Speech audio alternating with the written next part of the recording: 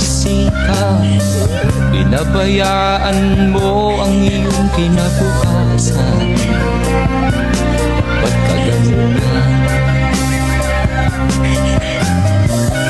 Di naman sila nagkulang, binigay ang iyong kailangan. Bakit bumagsak ka sa kalokohan? Nagpabaya ka,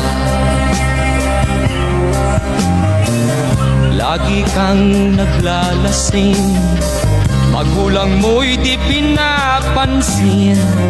Nais lang naman nila'y sa iyong kabutihan.